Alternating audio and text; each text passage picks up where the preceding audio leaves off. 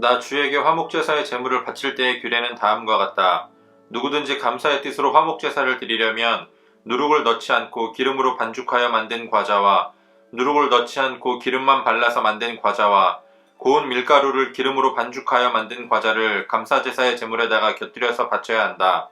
감사의 뜻으로 드리는 화목제사의 제물에는 누룩을 넣어 만든 빵도 곁들여서 바쳐야 한다. 준비된 여러 가지 과자와 빵 가운데서 각각 한 개씩을 주에게 높이 들어 올려 바쳐야 한다. 그렇게 바치고 나면 그것들은 화목제사에서 피를 뿌린 제사장의 몫이 될 것이다. 화목제사에서 감사제물로 바친 고기는 그것을 바친 그날로 먹어야 하고 조금이라도 다음날 아침까지 남겨두어서는 안 된다. 그러나 그가 바치는 희생제물이 서약한 것을 지키려고 바치는 제물이거나 그저 바치고 싶어서 스스로 바치는 제물이면 그는 그 제물을 자기가 바친 그날에 먹을 것이며 먹고 남은 것이 있으면 그 다음날까지 다 먹어야 한다. 그러나 사흘째 되는 날까지도 그 희생제물에 고기가 남았으면 그것은 불살라야 한다. 그가 화목제물로 바친 희생제사의 고기 가운데서 사흘째 되는 날까지 남은 것을 먹었으면 나 주는 그것을 바친 사람을 기쁘게 생각하지 않을 것이며 그가 드린 제사가 그에게 아무런 효험도 나타내지 못할 것이다. 그뿐만 아니라 그런 행위는 역겨운 것이어서 날 지난 제물을 먹는 사람은 벌을 받게 된다. 어떤 것이든지 불결한 것에 닿은 제물고기는 먹지 못한다. 그것은 불에 태워야 한다. 깨끗하게 된 사람은 누구나 제물고기를 먹을 수 있다. 그렇지만 주에게 화목제물로 바친 희생제사의 고기를 불결한 상태에서 먹는 사람이 있으면 그는 백성에게서 끊어지게 하여야 한다.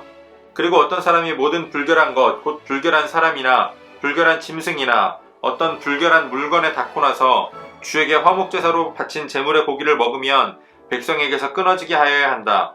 주님께서 모세에게 말씀하셨다. 이스라엘 자손에게 다음과 같이 일러라. 너희는 소든지 양이든지 염소의 기름기는 어떤 것이든지 먹어서는 안 된다. 저절로 죽은 동물의 기름기나 짐승에게 찢겨 죽은 것의 기름기는 다른 목적으로 사용할 수 있으나 어떠한 경우에도 너희가 먹어서는 안 된다. 나 주에게 제물로 살라 바친 동물의 기름기를 먹는 사람은 누구든지 백성에게서 끊어지게 하여야 한다. 그뿐만 아니라 너희가 어느 곳에 살든지 새의 피든지 짐승의 피든지 어떤 피든지 먹어서는 안 된다. 어떤 피든지 피를 먹는 사람이 있으면 백성에게서 끊어지게 하여야 한다. 아멘. 3월 10일 목요일 오늘의 매일 성경 본문 말씀은 레위기 7장 11절로 27절까지의 말씀입니다. 화목제는 하나님과의 화평, 이 화목을 누리는 제사입니다. 하나님께 감사할 것이 있을 때에 혹은 서원을 할 때에 아니면 자원해서 드리는 이 세 가지의 화목제의 종류가 있었습니다. 다른 제사에서 제물들을 남김없이 태우거나 혹은 하나님께 드리고 남은 것을 제사장의 몫으로 돌렸지만 화목제에서만큼은 제사장의 몫을 제한 나머지를 제사 드린 사람이 다시 가지고 가게 했습니다. 그래서 그는 그것을 자신과 또 가족과 이웃과 나눠서 먹을 수 있었습니다. 또한 곡식제물을 드릴 때에 소제에서는 엄격히 금지하셨던 누룩을 넣은 빵을 드릴 수 있게 하셨습니다. 다만 그것을 제단에 올리는 것이 아니라 제단의 음식을 먹을 때 함께 먹을 수 있게 하시는 겁니다. 그러나 기쁨과 감사를 나누는 축제와 같은 제사라고 해서 아무런 규례 없이 마음대로 하라고 하시지는 않으셨습니다.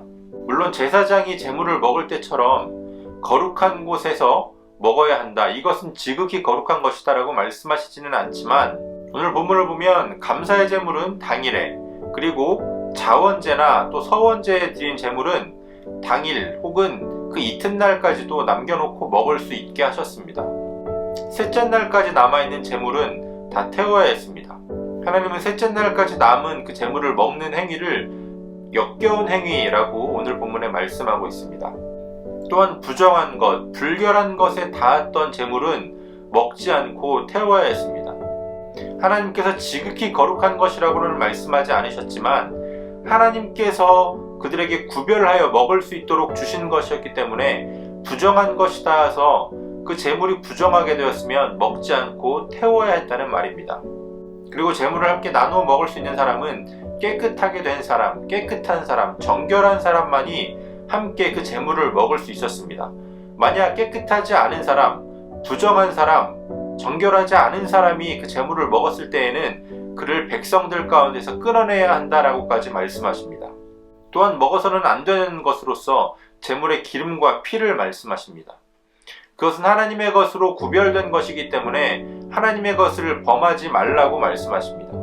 또한 재물이 아니라도 병으로 혹은 자연사로 생명을 다한 동물이나 그리고 다른 짐승에게 물려 죽은 동물의 경우에도 기름과 피를 먹지 말라고 말씀하십니다. 특별히 하나님께 바쳐진 재물이 아니기 때문에 그 기름기는 다른 곳에 사용할 수는 있었지만 그것을 먹지는 못하게 하셨습니다. 기독교 신앙의 가장 큰 특징 가운데 하나를 말하자면 그것은 바로 구별됨입니다. 하나님은 갈대아 우르에서 우상을 섬기는 문화 속에 살아가고 있던 아브라함을 구별하여 불러내셨습니다. 또 하나님께서 약속하신 대로 아브라함을 통해 이루신 이스라엘 백성들이 이집트 땅에서 노예 생활하면서 살아갈 때에 그들을 구별하여서 출애굽시키셨습니다. 그리고 그들로 하나님의 백성을 삼으셨습니다. 하나님의 나라를 세우셨습니다. 오늘 우리가 본문 말씀 가운데 묵상할 수 있는 것 중에 하나는 바로 하나님의 것을 구별하고 또 하나님께 받은 것을 구별해야 한다라는 것입니다. 우리가 기쁨과 감사를 나눈다고 하더라도 그것을 하나님의 말씀을 따라 나눌 때에 그것이 진정한 하나님께서 주시는 기쁨과 감사의 나눔이 됩니다. 화목제의 제물을 나누는 그 기쁜 그 순간에도 불순종이 섞여지면 하나님의 백성에서 끊어지게 된다라고 하나님은 분명히 경고하십니다.